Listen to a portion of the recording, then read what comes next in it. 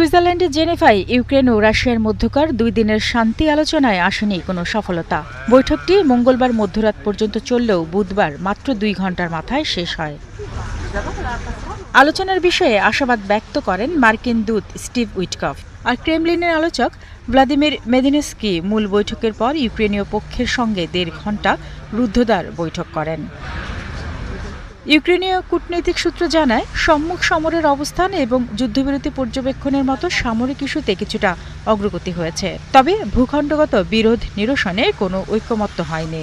Russia পুরো দনবাস অঞ্চলের উপর পূর্ণ নিয়ন্ত্রণ দাবি করছে, যা মানতে নারাজ ইউক্রেন।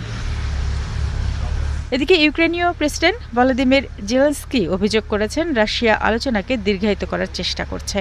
অন্যদিকে ক্রেমলিন আলোচক মেদিনস্কি আলোচনাকে পেশাদার বলে বর্ণনা করেছেন এবং দ্রুতই পরবর্তী বৈঠকের ইঙ্গিত দিয়েছেন।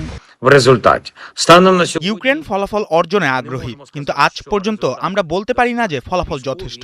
সামরিক বাহিনী কিছু বিষয় গুরুত্ব সহকারে এবং বাস্তবসম্মতভাবে আলোচনা করেছে। সংবেদনশীল রাজনৈতিক বিষয়, সম্ভাব্য আপোষ এবং নেতাদের প্রয়োজনীয় বৈঠক এখনো পর্যাপ্তভাবে সম্পন্ন হয়নি। আমরা পরবর্তী বৈঠকের প্রত্যাশা করছি।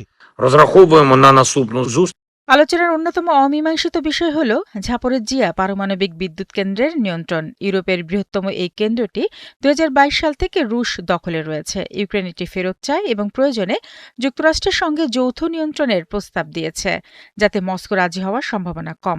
এছাড়া জেলেনস্কি তার দেশের জন্য শক্তিশালী নিরাপত্তা গ্যারান্টির উপর জোর দিচ্ছেন। আগামী মঙ্গলবার ইউক্রেনে রাশিয়ার সর্বাত্মক আগ্রাসনের 4 বছর পূর্ণ হতে যাচ্ছে। দীর্ঘ এই যুদ্ধে হাজার হাজার মানুষের মৃত্যু এবং লাখ লাখ মানুষ বাস্তুচ্যুত হলেও শান্তি এখনো অধরাই রয়ে গেছে। শারমিন স্বপ্না, 71।